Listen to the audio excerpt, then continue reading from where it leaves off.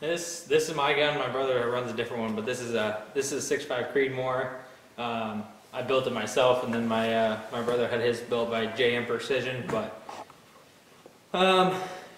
just put it together. Got the thermal up top. All the gun is completely carbon. Got the suppressor, which for coyote hunting at night is kind of a necessity. And then got a carbon tripod here, which kind of necessary if you're shooting standing up. You want a good solid tripod. So there's actually about $1,000 into this tripod, which is crazy, but it's what you need if you want to have good steady shots and kill all the coyotes you shoot at, or more coyotes. But yeah, this is my gun, 6.5 Creedmoor, shooting a 95 grain bullet, and then my brother shoots a 22 Creedmoor, and he shoots a 70 grain bullet.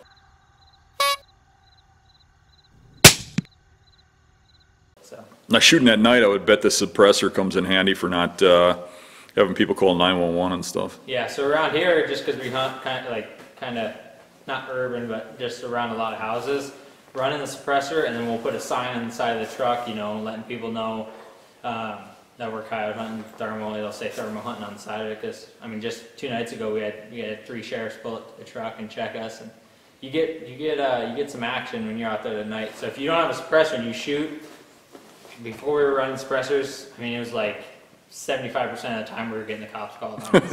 It was not good. But after the suppressors, we haven't had cops called on us in a long time. So. Yeah. I notice you're using a bolt action. Most of the people I've hunted with are using autos. Yep. There's advantages to both. You run a semi-auto or bolt action. We run bolts just because we prefer to take precision shots. I don't know, that's just what we prefer. Semi-automatics, obviously you get quicker follow-up shots, but yeah, just prefer the bolt action for right now. What do you got into that whole rig? More than I wanted to. The thermal up top, this is like $5 grand. That rifle, the chassis, the barrel, and the suppressor, probably another $5. And then this tripod is $1 grand. So I got about, rough estimate, probably about 12,000–13,000. So at $7 a yote, how many do you have to shoot? A lot. We ain't got up there. Let's just say that we haven't paid this sucker off, but it's a hobby of ours, so we like to do it, and I don't know. One of the interesting things you told me is that you got a guy that takes all your coyotes for food. Yeah, takes them and eats them. As far as I know, I don't know. I would never eat one, but he takes them and eats them, I guess. I have eaten them and would do it again, but it certainly would not be my favorite food, and I wouldn't eat the amount that you're shooting. Yeah, I want it. I would take like the back straps off and make a dish out of it or something, and it's more like a novelty item, so you could say you ate it, but right. It's not like, I mean, for one thing, the meat stinks. Yeah. They have an odor to them. They just stink in general. I messed with so many of them things, and you couldn't pay me to eat one of them things. Good shot. You can just run just distress, like just a rabbit call or just a bird sound, and you'll kill coyotes doing that. But we usually start off with like a howl, a lone coyote howl, and what that does is like it lets other coyotes in the area kind of know that there's already a coyote there. So there's like a challenge, ain't it? We do like a non-aggressive howl, just to be like, because you don't want to scare off a non-aggressive coyote. So it's just kind of like a coyote saying, "I'm over here. What's going on?" Now, my limited knowledge, there is a difference between a female howl and a male howl, right?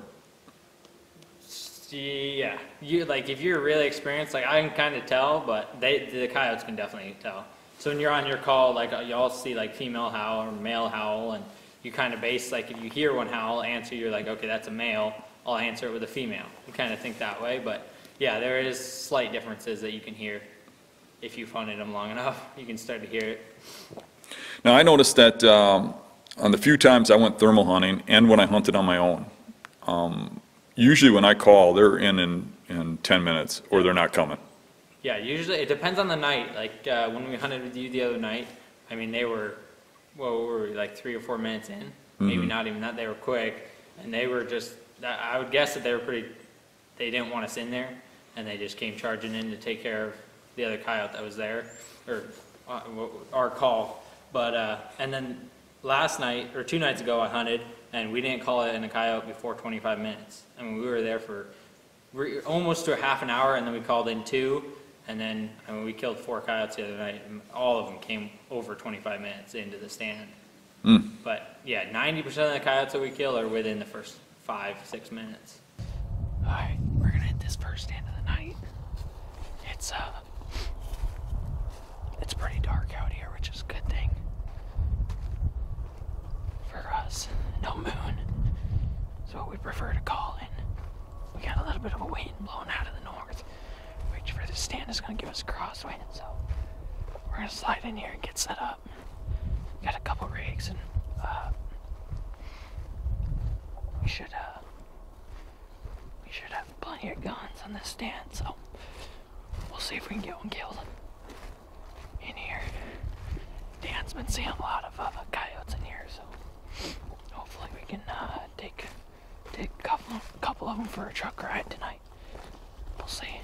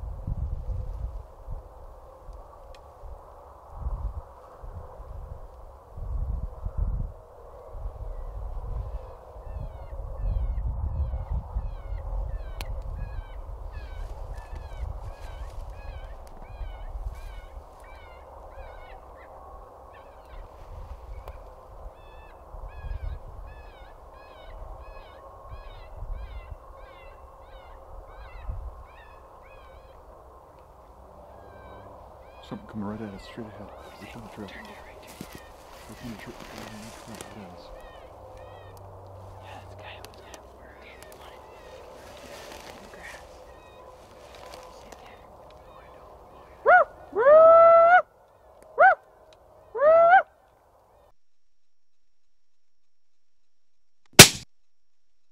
Fuck, you got Dawson.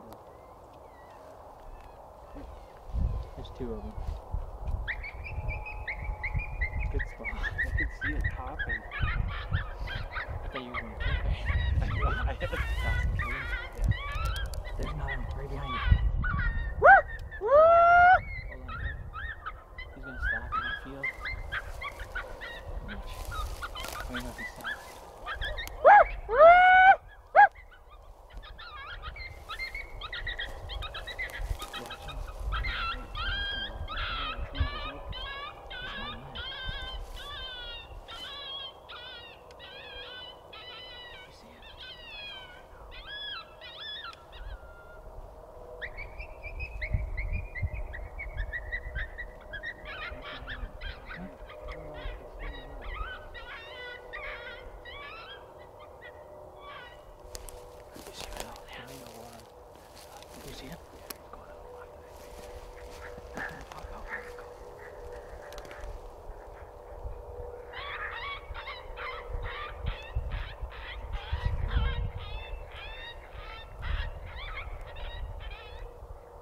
He's at the call. He's at the call. Aim at the call.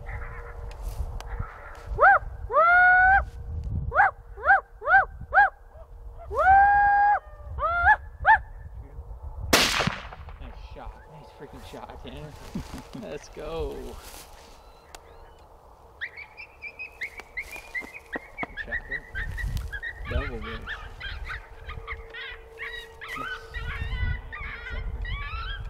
There's 3 of them in here. You see that one laying right there? Good shot. Female and female. That one will be the male. This one will probably be the female. When that thing's bounding through the grass, and I'm like, I got it right on it. Boom. I should probably find it. You can see yours? He's only.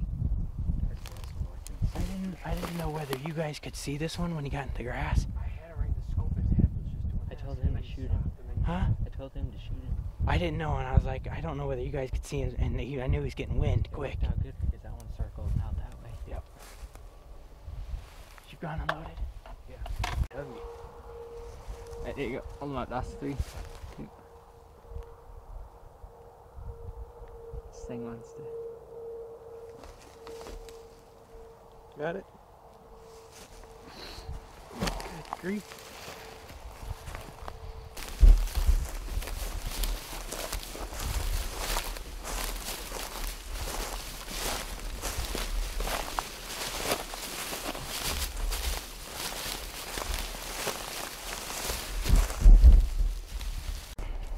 Well, that stand worked out just about perfect.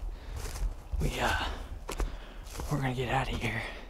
We're probably only here for less than 10 minutes. And called in that pair. They came right up and over this hill. Dan told us that that's probably where they're gonna come from. And he was right. That's one thing. Usually if you deer hunt a property all year, you know when you come back to coyote on it, you know where to set up.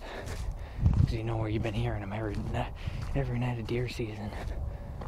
And worked out perfect. Started with just some lone female howls, which is what I play a lot of this time of year. Just, it works good. Played that on the Foxborough. I was gonna give a more layout setup of the stand, but we had to separate a little bit. Austin went up to the right, and we sat down to the left. It just didn't work out for me explaining exactly the terrain and stuff, but we played a couple lone howls and went to a pair howl, which is another sound I use a lot this time of year. Sounds like another pair coming into someone else's territory, which is exactly what happened on this stand. And then after about a minute break, I went into a rabbit, which I didn't even need to do. I mean, I doubt they even heard it because it didn't get very loud before we seen them. So they came down in right to us. The female was charging hard, and Dawson shot her from up on the hill, and then the male. It's nice about shooting the female first. Those males don't leave, and that male circled out. Tanner got him killed, so we're gonna get these coyotes out of here, get back to the truck, go hit another one. We prefer the darkest night we can get. Obviously you have thermal, so you don't need the moon, you don't need anything. And the darker it is for us, the better. And if it's completely dark, no moon, no nothing, we'll just stand right out in the middle of the field. And we've shot coyotes at 50, 60 yards. I mean, they cannot see you.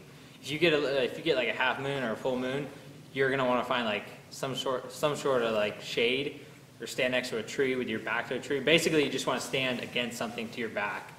You don't want to be skyline because they'll pick up on you pretty quick that way in a full moon.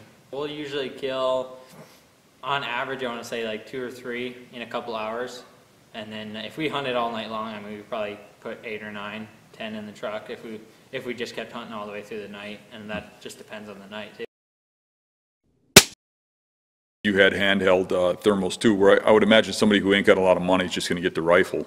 But then you're aiming all over the place. Those handhelds really came in handy for locating. Yeah, there's we started with the handhelds just because we also use them for other things like walking in and out of the deer stand and stuff like that. we started the handhelds, and then obviously once you start there, you want to get a rifle scope because you see coyotes and then you want to shoot them. So you can start with the rifle scope. You're just going to have a sore neck after a couple hours of hunting. You know, sitting down on the rifle and scanning back and forth is not the best. So we invested into the binoculars, and they gave us a rangefinder and they gave us a scanner. And I don't know if you could tell, but when we hunted the other night, if you look through thermal, it's really hard to judge distance. So that's why we wanted the rangefinder to start out. And now that we've looked through thermal for quite a while, we could probably hunt without a rangefinder. But if you're new to it, you're definitely going to want to get a rangefinder on your thermal. But yeah, the handheld's nice because you can just sit there, scan back and forth. And actually, we're going to go to helmet mounted so that we can just keep our hands in our pocket and flip down our thermal and just stand there comfortably. Typical shot is probably inside 200 yards. A far shot is anywhere from 300 to 400 yards, but we're pretty comfortable out to about 300. We'll take a shot. So not as far as some, like if you're shooting during the daytime, some guys, you know, you can stretch out a day scope a lot farther. But at night, shooting at night, and then hunting around a lot of houses and stuff, we usually keep it inside 300 yards. Yeah, this is going to sound funny, but I think a lot of people have a perception that shooting a high-power rifle at night is dangerous. But I can say one thing, you can see every living creature a hell of a lot better through those thermals. Yeah. If you've never looked through it, I was seeing raccoons, I mean, that had to be close to a quarter-mile away at least, in yeah. a tree. Yeah.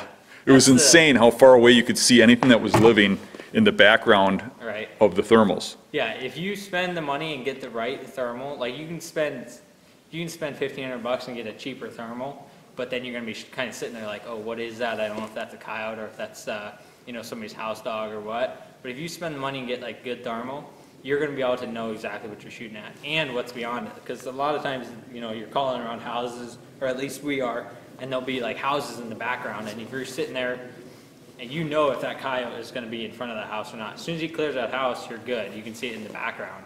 And yeah, you can see everything.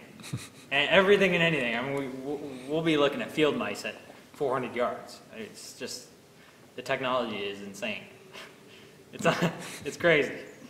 Once you go to thermal, I don't think you can ever go back. Yeah, when I was using binoculars while and scanning for coyotes, I saw a critter under a tree, and I was like, "There's a critter under a tree," and you're like, "Yeah, scan for coyotes," because you've done that so many times and seen all that stuff. You know, where I haven't scanned a whole lot, so yeah, to me it was interesting. It's kind of like it's kind of like a learning curve. Like you have to kind of learn to read the thermal. Like everything will look a little bigger than it actually is, or like even sometimes it'll look farther or closer depending on what it is. And you know, when you said that, you're like, oh, I see something. I was like, I don't know what you see because obviously I didn't have thermal at that when you were scanning on the binos. But then when you saw the coyote, you were definitely like, that's a coyote. Oh yeah. You were for sure on Well, I knew it wasn't a coyote I was looking at the first time. Right. But, well, actually, the very first thing I thought I wasn't sure. Yeah, that's when I looked, and then I was like, that's a possum. Yeah, that possum was hanging out.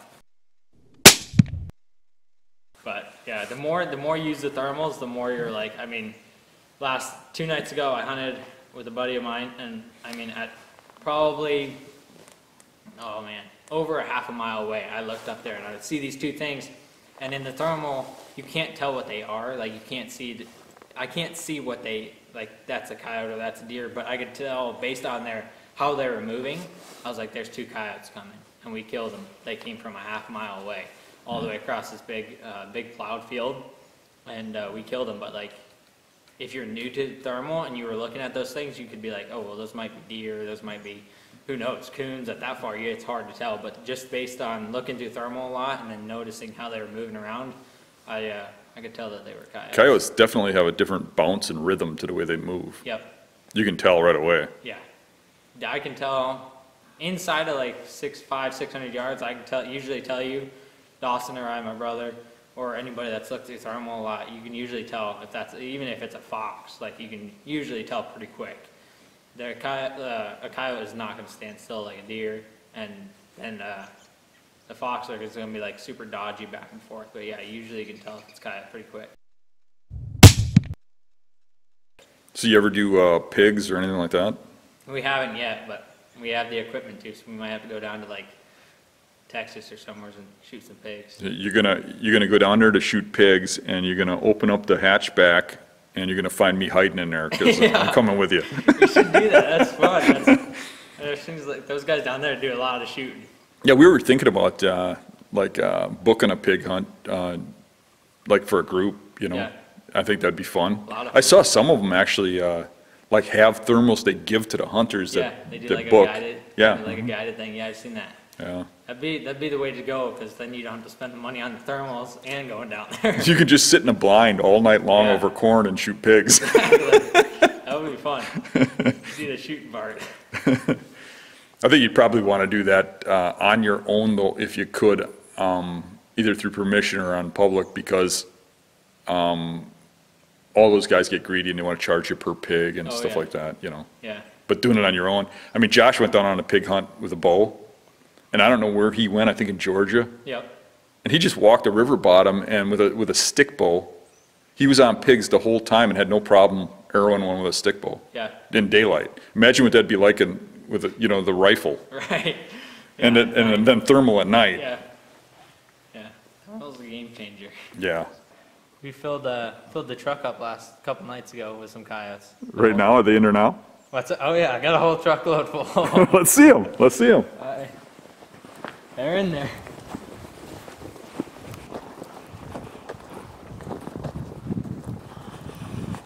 Probably gonna be getting them out of here eventually because they're all froze together.